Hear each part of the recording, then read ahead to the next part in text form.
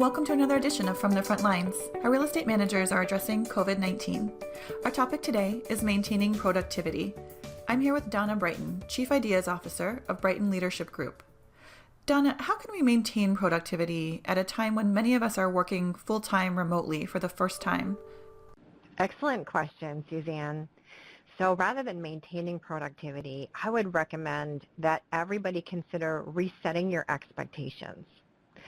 Because right now, it's virtually impossible to maintain the levels of productivity that you had in the past. And there's a couple reasons for that. First of all is the brain threat. And what I'm saying there is our brains are created to keep us alive. And so any amount of uncertainty, any amount of threat that occurs around us starts occupying our brain. And I feel like I'm operating sometimes at partial brain capacity because I'm just experiencing the threats, constantly changing information and so on. So part of the challenge in maintaining your previous level of productivity is your brain's engaged in other ways. In addition to that, we're all facing new circumstances, right? So the way that we used to work, whether it was interacting with tenants and residents or teams in person, those old ways of working were done because they weren't really effective, or at least hopefully they were. And now we're all limited in the way that we can interact and get work done.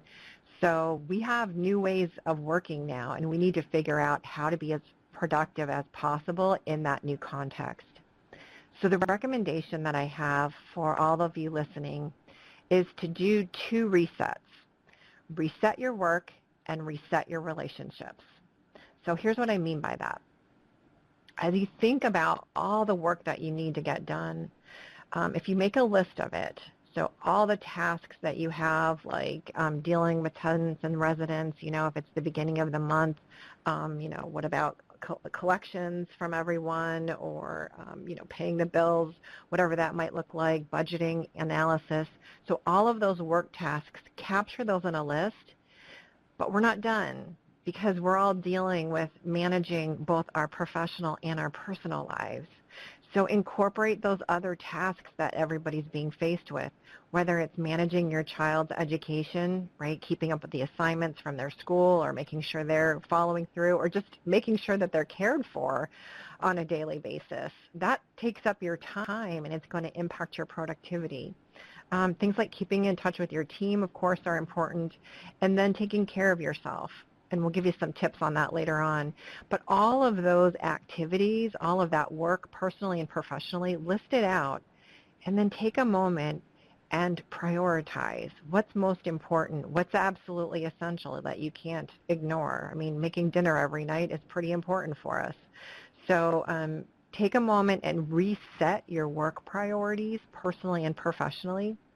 And once you've done that, then make sure you take time to review that with your team, with your manager or boss, so that everybody's agreed on what your priorities are. Because chances are things that were super important a month or two ago have completely changed. I know it's been that way for me and probably for you as well, right, Suzanne? Oh, absolutely. I don't know that there's an industry that hasn't been touched by what's going on right now. You mentioned a second area of reset. What is that? So we all have to think about how to do things different. And so reset your work is step number one as you reset your expectations. And then I also suggest that you reset your relationships. And what I mean that here is that we all had ways of interacting with people when we saw them regularly or just had regular work rhythms, and those have all changed. So pause for a moment and think about all the people that you're interacting with and how you can renegotiate that relationship. So for example, for the people that you work with, what are the work hours? Sometimes it probably feels like it's 24/7, but none of us can keep up that pace. So what are the hours you're expected to be engaged in your work tasks? How are you supposed to communicate? So there's a lot of organizations that have like an internal Slack channel or Yammer or Teams or some way of staying connected. So how are you communicating with everyone?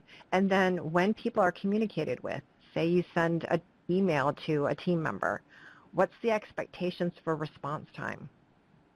So all those things should be considered, and have conversations with people, because chances are their working situation is just as challenging as yours. And rather than jumping to conclusions about how people aren't holding up their end of the deal and doing what they need to do, pause and reset those relationships so that you can figure out how to work well with your colleagues. And then for those of you who have folks at home, a spouse, significant other, family members, pause and reset those relationships as well, right? Like, what are the ground rules? Do you need some quiet time periodically throughout the week? And if so, what does that look like?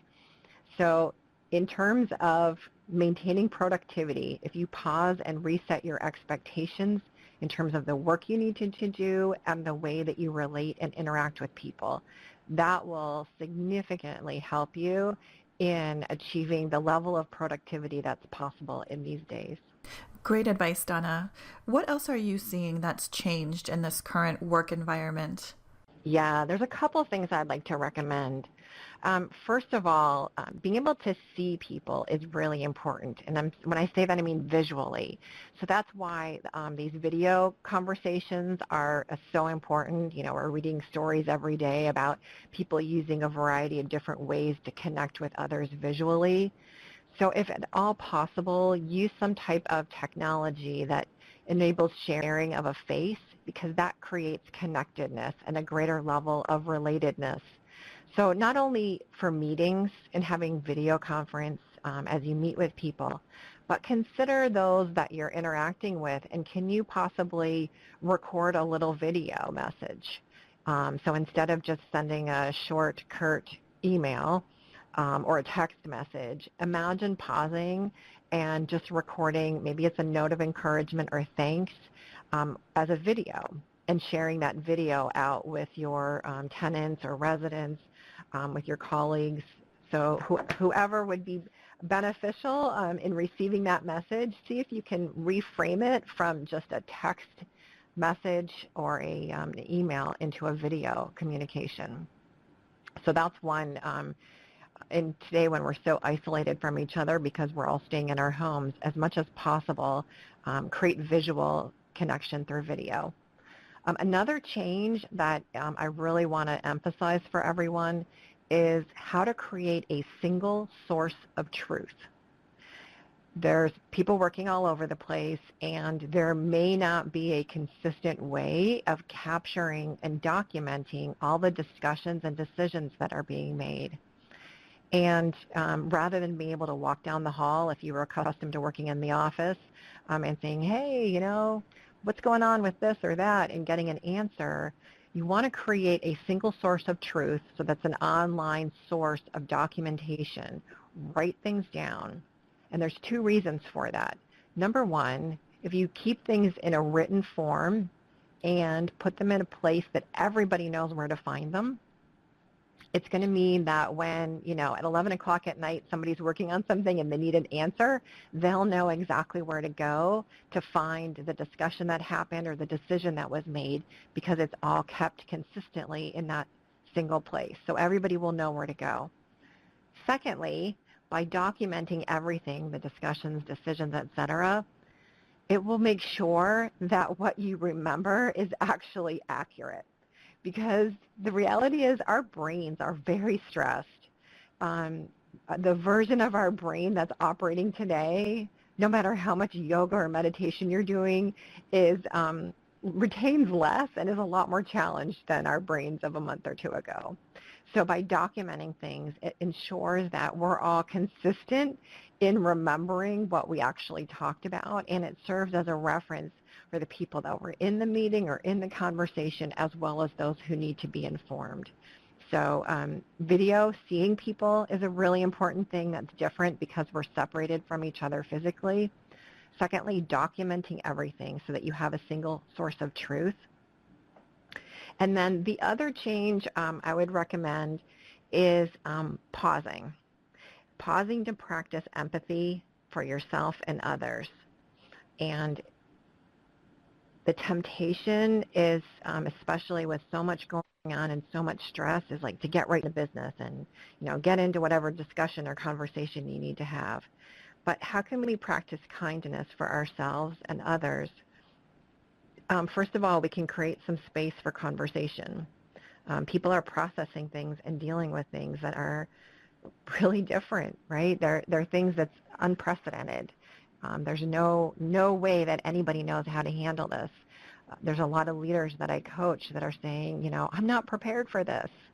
I say, yes, none of us are. So we're figuring it out day by day. So have compassion, practice kindness, and empathy for others. And one of the ways that you can do that is just checking in on feelings.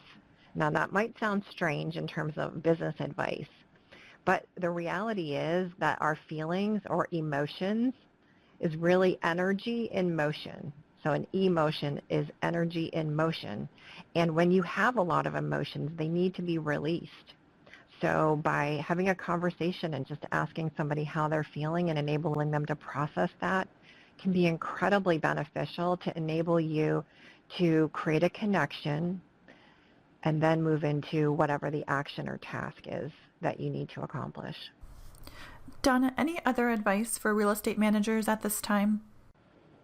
Yeah, it's something that it sounds really trite, and probably all of you have heard this before, where they say, you need to put on your own oxygen mask before you worry about others. It's really a tough time for everyone, and my encouragement to each and every one of you listening is think about how to care for yourself better. Whether you're working a lot of hours or dealing with a lot of child care issues or, sick family members, whatever's going on, remember that you need to take care of yourself, because if you're sick, you're no good to anyone else. So some of the ways that you can do that, and these are resilience practices that are well researched and documented in terms of the value and benefit for their practice. So a very simple example is gratitude. On a daily basis, can you practice it? And when I say practice, it means that you're doing this consistently. Pause and just think of 3 things you're grateful for. So whether it's, yes, your children are running around and you can't think of how to entertain them and it's so frustrating, just be grateful that they are there with you and safe and healthy. You can be thankful, like today we actually have sunshine in Chicago. I'm very grateful for that. So a gratitude practice is a really important way that you can put on your own oxygen mask and pause the constant barrage of negativity that's entering our brains. And another way to do kind of some resilience practice and caring for yourself, of course, is exercise. So any kind of movement, even though we're trapped, there's lots of online resources to make sure you get some movement in. And then another really simple way is breathing.